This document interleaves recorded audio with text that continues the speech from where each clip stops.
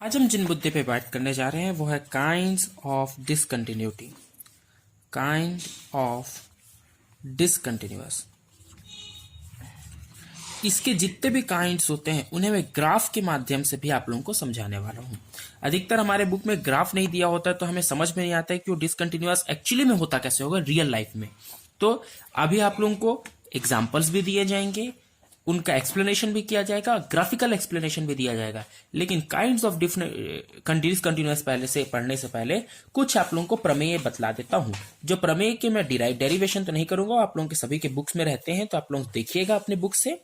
जो उसके थ्योरम 1 कहता है हमारा थ्योरम ऑन कंटिन्यूअस फंक्शन पे कि अगर कोई फंक्शन एफ एक्स दिया हुआ है, कोई भी एक फंक्शन एफ एक्स डिराइव करेगा, कुछ भी दे सकता है, और अगर कोई भी एक फंक्शन जी एक्स दिया हुआ है और ये दोनों ही फंक्शन किसी एक बिंदु x इक्वल्स टू ए के लिए कंटिन्यूअस है, किसी x इक्वल्स टू बी के लिए कंटिन्यूअस है, तब की स्थिति में यदि इस एफ एक्स और जी एक्स को मैं जोड़ के कोई एक तीसरा फंक्शन बनाऊं या घटा के कोई एक तीसरा फंक्शन बनाऊं, तो प्लस और माइनस दोनों के लिए ही ये इसी बिंदु x इक्वल्स टू ए पर कंटिन्यूअस होगा। यानी कि एफ एक्स और जी एक्स कोई दो फंक्शन हैं और अगर उनका एडिशन करके हम पूछे कि उसका जो आंसर आया वो कंटिन्यूअस होगा क्या, तो हाँ होगा। अगर एफ एक्स और जी एक्स किसी एक बिंदु पर कंटिन्यूअस है और उसी बिंदु पे हम पूछे कि उनका सब्सट्रैक्शन भी कंटिन्यूअस होगा क्या, तो हाँ हम बोलेंगे हाँ होगा। इसी प्रकार दूसरा थ्योरम कहता है कि यदि किसी फंक्शन एफ एक्स किसी बिंदु पर संतत है, यदि कोई फंक्शन एफ एक्स किसी भी बिंदु x इक्वल्स टू ए पर कंटिन्यूअस है, तो अगर उस पर किसी कांस्टेंट का मल्टीप्लाई कर दे, ए बी सी किसी का भी मल्टीप्लाई कर दे और पूछे कि इस कांस्टेंट का मल्टीप्लाई करने के बाद भी ये क्या कंटिन्यूअस होगा इसी बिंदु x इक्वल्स टू ए पे, याद रखिएगा बिंदु यही होना चाहिए, तो हम कहेंगे हाँ ऐसा हो सकता है। अब एक और तीसरा वाला डिराइव कर लेते हैं। थर्ड कहता है यदि कोई एफ एक्स दिया हुआ है और कोई जी एक्स दिया हुआ है और दोनों के दोनों ही किसी x इक्वल्स टू ए पर, दोनों ही x इक्वल्स टू ए पर एक ही बिंदु पर दोनों ही कंटिन्यूअस हैं, तो फिर इन दोनों का मल्टीप्लाई यानी कि इन दोनों का प्रोडक्ट भी इसी बिंदु x इक्वल्स टू ए पर कंटिन्यूअस होगा। और इसी प्रकार इन दोनों का डिवाइड भी एफ एक्स और जी एक्स यदि x इक्वल्स टू ए पर कंटिन्यूअस है, एफ एक्स और जी एक्स है, तो इनका डिवाइड भी कंटिन्यूअस होगा बशर्ते कि जी एक्स जो है वो नॉट इक्वल्स टू 0 होना चाहिए। जी एक्स जो है वो नॉट इक्वल्स टू 0 होना चाहिए, 0 नहीं होना चाहिए। और मल्टीप्लाई पे भी हम समझ गए। और के यहाँ पे जब कांस्टेंट वाला आप लोगों को बताया था ना, तो वहां पे कांस्टेंट का मान 0 के बराबर नहीं होना चाहिए, याद रखिएगा। ये बस इतनी ही चीज थी। अब हम सीधा उतरते हैं काइंड्स ऑफ डिसकंटिन्यूअस पर। पहला है, सबसे पहला आता है रिमूवेबल डिसकंटिन्यूटी। रिमूवेबल डिसकंटिन्यूटी, इसे हम रिमूवेबल डिसकंटिन्यूटी के नाम से जानते हैं। इसमें होता क्या है, देखिए मैं आपको बिल्कुल सरल भाषा में समझाने वाला, बुकिश लैंग्वेज आप बुक से भी देख सकते हैं, मुझे आप लोगों को सिर्फ समझाना है कि आप उसको एग्जाम में यूज कर सकें। इसका परिभाषा ये होता है कि कोई एक फंक्शन दिया होगा, हमें हमेशा क्वेश्चन पे एक एफ एक्स डिराइव होता है, वो जिस भी स्थिति के लिए डिराइव हो, वो किसी न किसी x इक्वल्स टू ए पे डिराइव होगा, x स्मॉलर देन ए पे डिराइव होगा, x ग्रेटर देन ए पे डिराइव होगा, या इक्वल स्मॉलर ग्रेटर देन ए पे डिराइव होगा। तो इस प्रकार से वो फंक्शन एफ एक्स डिराइव होता है। अलग अलग भी हो सकता है, एक भी हो सकता है, जो भी होगा। उस एफ एक्स फंक्शन को अपनेय या विस्थापनीय असांतत्य, इसे ही हिंदी में अपनेय विस्थापनीय असांतत्य, रिमूवेबल, आप नाम से भी समझ सकते हैं कि जिसे रिमूव किया जा सके, जिसे रिमूव किया जा सके। रिमूव का मतलब होता है विस्थापन, बदला जा सके, विस्थापित करके उसमें कुछ किया जा सके। तो देखते हैं ऐसा क्या संतत्व, तो एग्जाम्पल भी समझाऊंगा, ग्राफिकली भी समझाऊंगा। इसका मतलब ये है कि ये जो है ये डिसकंटिन्यूअस जब कहलाएगा, देखिए सीधी सी बात है, कंटिन्यूअस कब होता है कोई भी फंक्शन, जब हम एफ एक्स इक्वल्स टू ए पर कोई बिंदु निकालते तो एफ ए प्लस 0 निकलता है, right hand limit, F A minus 0 निकलता है और एक एफ ए निकलता है। तीनों बराबर होते हैं तो कंटिन्यूअस होता है। मतलब सीधी सी बात है, डिसकंटिन्यूअस होने के लिए अब इनमें से किसी एक का नहीं बराबर नहीं होना होगा। तो आपको बता दूं, जब लेफ्ट हैंड लिमिट और राइट हैंड लिमिट दोनों बराबर हों पर एफ ए उनके बराबर ना हो, तो ये रिमूवेबल डिसकंटिन्यूटी कहलाता है। और ये बहुत सरल है समझ पाना कि ये रिमूवेबल एफ ए वाला ही क्यों होता है, बहुत सरल है। और अच्छी बात बता दूं, इसे रिमूवेबल या विस्थापनीय इसलिए कहा गया है क्योंकि इसमें थोड़ा बहुत सुधार करके इसे हम कंटिन्यूअस बना सकते हैं। इसमें थोड़ा बहुत सुधार करके इसे हम कंटिन्यूअस बना सकते हैं। इसके एक बार ग्राफ दिखा देता हूं आप लोगों को, ग्राफ से फिर आप लोगों को समझने में और आसानी होगी। मान लीजिए कि कोई एक फंक्शन दिया हुआ है और इसमें हमको ग्राफ ड्रॉ करना है। तो ये एक पॉइंट ओ हुआ, ये एक पॉइंट ओ हुआ, हमारा ग्राफ ऐसे आया, ऐसे करके आकर के इसको छुआ और ऐसे ऊपर जा ही रहा था कि यहीं पे ये ब्रेक हुआ और ब्रेक होके एक बिंदु यहां पे आ गया, मात्र एक बिंदु ग्राफ के बाहर है और फिर ग्राफ यहां से कंटिन्यू रहा। तो ये मुझे पेन उठाना पड़ा ना इस बिंदु को उठाने के लिए। और मैंने पहले ही कहा था कि ग्राफ तो दिख तो रहा है कि कंटिन्यूअस, पर ये एक बिंदु के कारण डिसकंटिन्यूअस हुआ। और डिसकंटिन्यूटी का मतलब होता है कि जहां पे भी ग्राफ कहीं पे ब्रेक हो जाए, मतलब कि मुझे ग्राफ बनाने में कहीं पे भी पेन उठाना ना पड़े। जैसे मैं यहां से चला, चलते चलते चलते चलते यहाँ पे आया और यहाँ पे एक छोटा सा बिंदु ग्राफ के बाहर था, तो उसके लिए मुझे पेन उठाना पड़ गया। और जैसे ही पेन उठाया मैं कह दूंगा डिसकंटिन्यूअस, क्योंकि ये ब्रेक हो गया ग्राफ और फिर यहाँ से कंटिन्यू हुआ, तो इसे कहते हैं डिसकंटिन्यूअस। अब इसमें यह खामी को दूर कैसे किया जा सकता है और ये कैसे बनता है, ये एक एग्जाम्पल लेकर के आपको समझाना है। मान लीजिए कि कोई हम एक फंक्शन लेते हैं F X equals to sine X by में एक्स और 0, ये एक्स नॉट इक्वल्स टू 0 पर है और ये x इक्वल्स टू 0 पे। आप लोग सभी left hand limit right hand limit निकालना तो जानते होंगे, नहीं जानते तो प्रीवियस वीडियो हमने 2-3 बना दिए, क्वेश्चन सब सॉल्व करके बताया, देख के आइए। अब एफ एक्स इक्वल्स टू ये दिया हुआ है, जब हम f0 प्लस 0 निकालेंगे, मैं थोड़ा फास्ट करूंगा ना, f0 प्लस 0 निकालेंगे, इसे ओरिजिन पे निकालना है, f0 पर 0 निकालेंगे तो ध्यान से देखिए कि क्या होगा। साइन, ये साइन एक्स बाय में एक्स है, साइन एक्स बाय में एक्स है।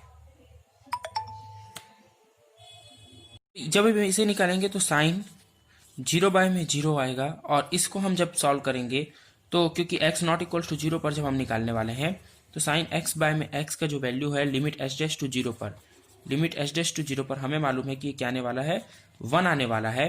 और इसी प्रकार से जब हम निकालेंगे f0 पे, यानी कि fa पर जब निकालेंगे तो fa जो है ये a की जगह ही तो 0 है ना, x इक्वल्स टू 0 पे निकाल रहे हैं, तो fa पर जब निकालेंगे तो x इक्वल्स टू 0 वाला रखाएगा और x इक्वल्स टू 0 का ये 0 आ गया है, तो ये क्या आ जाएगा, 0 आ जाएगा।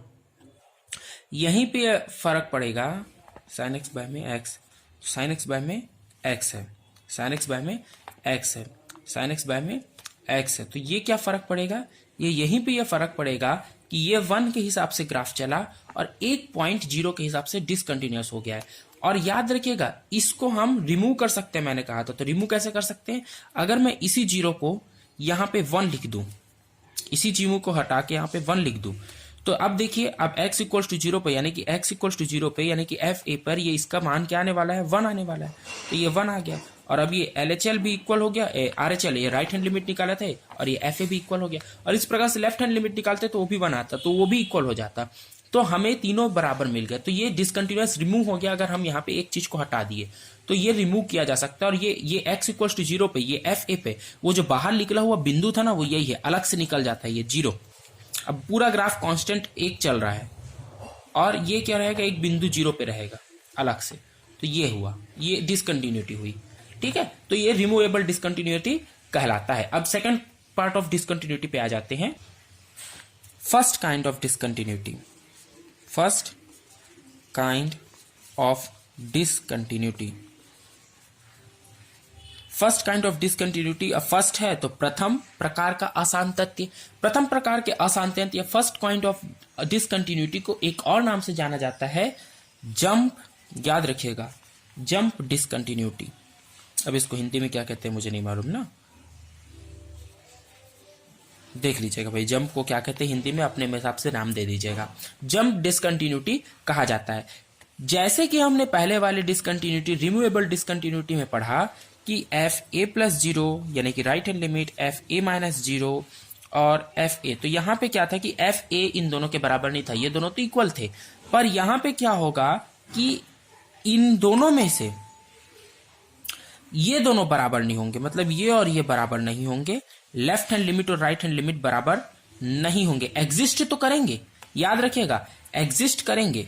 यहाँ पे एग्जिस्ट करेंगे लिखना इसलिए जरूरी हो जाता है क्योंकि आगे आके हम ऐसा एलिमेंट पाएंगे जो एग्जिस्ट नहीं करेगा। तो यहाँ पे ये लिखा जाएगा कि सेकंड ऑर्डर में ये फर्स्ट काइंड है ना, फर्स्ट काइंड ऑफ डिसकंटिन्यूअस यानी जिप कंटिन्यू डिसकंटिन्यूअस में ये दोनों लेफ्ट हैंड लिमिट और राइट हैंड लिमिट क्या होंगे, एग्जिस्ट करेंगे पर बराबर नहीं होंगे, और एफ ए बराबर होगा इनमें से किसी एक के बराबर होगा, इनमें से किसी एक के बराबर होगा। मान लीजिए कि ये और ये बराबर हैं तो ये बराबर नहीं है, और अगर ये और ये बराबर हैं, ये और ये बराबर हैं तो ये इसके बराबर नहीं होगा। तो ऐसे में तो गलत हो जा रहा है ना, फिर इसको इधर लिखना पड़ेगा। एफ ए प्लस 0 बराबर है, ये दोनों बराबर हैं और ये बराबर नहीं होगा, एफ ए माइनस 0 ये ऐसे लिखाएगा, फिर ये इसके बराबर, ये दोनों बराबर है पर ये इसके बराबर, यानी कि LHL और RHL बराबर नहीं होने चाहिए। अब इसका एक एग्जांपल देख लेते हैं और इसका ग्राफ देख लेते हैं। सबसे पहले तो ग्राफ दिखा दूं। अगर कोई ग्राफ ऐसे चल रहा है, देखिएगा फर्स्ट के जैसा ही है, ऐसा चल रहा है और वो जंप कर दिया और जंप करके यहां आ गया, तो ऐसी तो उसमें भी हुआ था। पर याद रखिए उसमें हम जंप करके सिर्फ एक बिंदु यहां आई थी और उसे हम सुधार सकते थे क्योंकि सिर्फ एक बिंदु बाहर थी, तो उसे हम थोड़ा बहुत इधर उधर करके रिमूव करके या विस्थापित करके हम उसे सुधार ले रहे थे। पर यहां पे नहीं सुधार सकते क्योंकि पूरा का पूरा ग्राफ यहीं से शुरू हो जाता है। देखिए कैसे हुआ, यहां से ग्राफ आया यहां तक, उसमें क्या होता था, यहां से एक बिंदु इधर थी, फिर ग्राफ यहीं से शुरू होता था। पर यहां पे ऐसा नहीं है, जिस जगह बिंदु कूदी फिर वहां से ही वो ग्राफ को स्टार्ट कर दे रहा है। तो देखिए कितना परिवर्तित हुआ ना। आइए इसको देख लेते हैं, इसका एग्जांपल लेते हैं। एक एक्स स्क्वायर दिया हुआ है एक्स स्मॉलर देन और इक्वल्स टू 2 के लिए, और एक 1 डिराइव है एक्स ग्रेटर देन 2 के लिए। जब हम निकालेंगे इसका राइट हैंड लिमिट निकालेंगे तो आप समझ सकते हैं RHL निकालने पर ये क्या होगा, हमें थोड़ा बड़ा मिलेगा, तो ये वाला ग्राफ चलेगा। और जब ये वाला ग्राफ को लेंगे यानी कि स्मॉलर देन और इक्वल टू वाला ग्राफ लेंगे, है ना, greater than x greater than 0, तो एक्स ग्रेटर देन 0, हाँ RHL में तो ये आएगा, RHL में ये आएगा, तो ये इसका हमें आंसर 1 ही मिलने वाला है। और जब हम LHL निकालेंगे तो आप समझ सकते हैं LHL निकालने पे हमें ये मिलेगा, LHL निकालने पे हमें ये मिलेगा जो कि उससे भिन्न दिख ही रहा है, एक्स स्क्वायर है तो इससे कुछ भिन्न आएगा। तो ये क्या आएगा, ये जो भी आएगा अपना एक्स स्क्वायर इक्वल टू 0 तो 0 आएगा।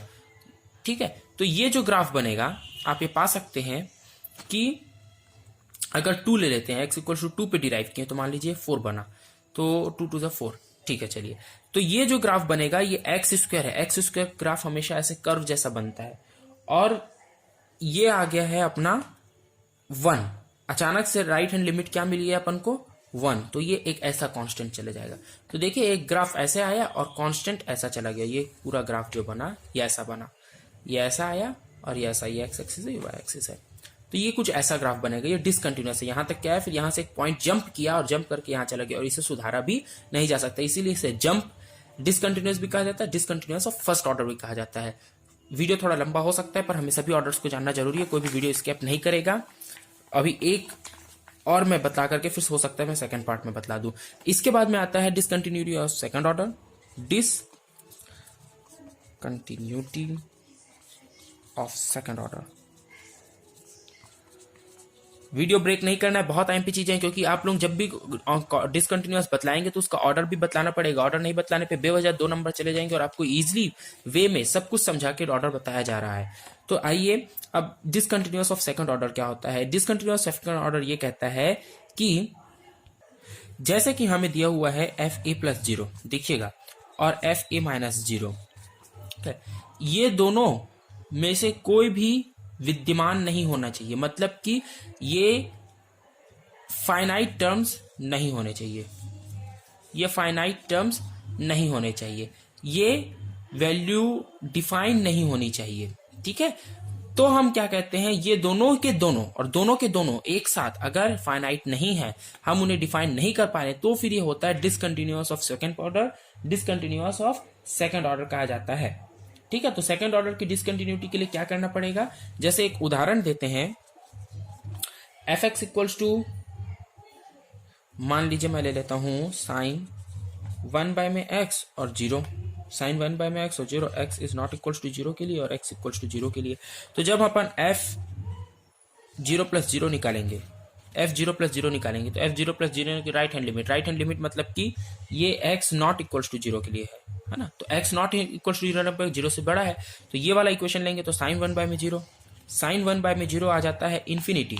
इन्फिनिटी का मतलब ये डोलन करेगा, ये ऑसिलेट करेगा -1 से +1 के बीच में। और यहाँ पे आ जाएगा f0 माइनस जीरो निकालेंगे तो f0 माइनस जीरो के लिए भी यही इक्वेशन लिया जाएगा, क्योंकि जीरो से कुछ छोटा वाला है तो x not equal to zero का इक्वेशन साइन 1 बाय में x। तो साइन 1 बाय में x के लिए जब अपन यहाँ पे रखेंगे क्या रखेंगे, 0 प्लस h यहाँ पे रखाया था तो साइन 1 बाय में h आया था। यहाँ पे क्या रखेंगे, limit h tends to zero, limit h tends to zero, यहाँ पे था limit h tends to zero plus था और ये नेगेटिव में था, तो ये 1 अपॉन में 0 माइनस एच आएगा। 0 माइनस एच आने पे भी इन्फिनिटी ही आने वाला है और ये भी -1 से +1 के बीच में ऑसिलेट करेगा। तो दोनों क्या आ गए, इन्फिनिटी आ गए, दोनों क्या आ गए, इन्फिनिटी आ गए। तो दोनों ही डिराइव नहीं थे, इसलिए ये दोनों ही right hand limit left hand limit दोनों डिराइव नहीं होने के कारण ये जो टर्म है, ये जो आया है, ये सेकंड ऑर्डर ऑफ डिसकंटिन्यूटी में आएगा, इसमें एफ का कोई रोल नहीं है। अब जब हम आते हैं सेकंड ऑर्डर के बाद में मिश्रित असांतत्यता में, मिश्रित असांतत्यता में यानी कि मिक्स्ड डिसकंटिन्यूटी में, तो ठीक इसी प्रकार है। इसको जिसने पढ़ लिया उसमें थोड़ा सा परिवर्तन है तो लोग कंफ्यूज हो जाते हैं, तो कंफ्यूज नहीं होना भाई, इत्मीनान से आप लोग पढ़िए और वीडियो को नहीं समझ में आता है तो दोबारा देखिए, पूरा वीडियो आपके पास में तो हमेशा ही रहने वाला है। नहीं समझ में आता है तो कमेंट करिए, कमेंट बॉक्स को क्यों खाली छोड़ते हैं। Mixed discontinuity, mixed discontinuity, mixed अच्छा इसके पहले वाले का ग्राफ नहीं बताया ना मैंने आपको, तो इसके पहले वाले का जो ग्राफ है वो इस प्रकार से बनने वाला है कि वो ऐसा रहेगा कुछ, और क्योंकि दोनों ही इन्फिनाइट की ओर जा रहे हैं तो ए ऐसा और ये ऐसा, ये इसका कोई और छोर नहीं है, इसका कोई और छोर नहीं है, इसका कोई और छोर नहीं है, इसका कोई और छोर नहीं, दोनों बाउंडेड नहीं है, न ये कहीं से बाउंडेड है, न ये कहीं से बाउंडेड है, ये कहीं से बाउंडेड है, न ये कहीं से बाउंडेड है। तो ये क्या हुआ था, ये पहले वाला प्रकार का था, ठीक है। इसमें क्या होने वाला है मिक्स्ड कंटिन्यूटी में कि एफ ए प्लस जीरो यानी कि right hand limit, F A minus zero यानी कि लेफ्ट हैंड लिमिट में से कोई एक या तो ये या ये में से इन्फिनिटी होगा या डिराइव नहीं होगा। कोई एक ना, उसमें दोनों डिराइव नहीं थे पर इनमें कोई एक डिराइव नहीं होगा, तो इसको कहते हैं मिश्रित या मिक्स्ड डिसकंटिन्यूअस, इसको कहते हैं मिश्रित या मिक्स्ड डिसकंटिन्यूअस, ठीक है, इसको कहते हैं मिश्रित या मिक्स्ड डिसकंटिन्यूअस। और जो ऑसिलेट वाला है मिक्स्ड डिसकंटिन्यूअस कहते हैं। एफ एस पर डिमांड नहीं है, अर्थात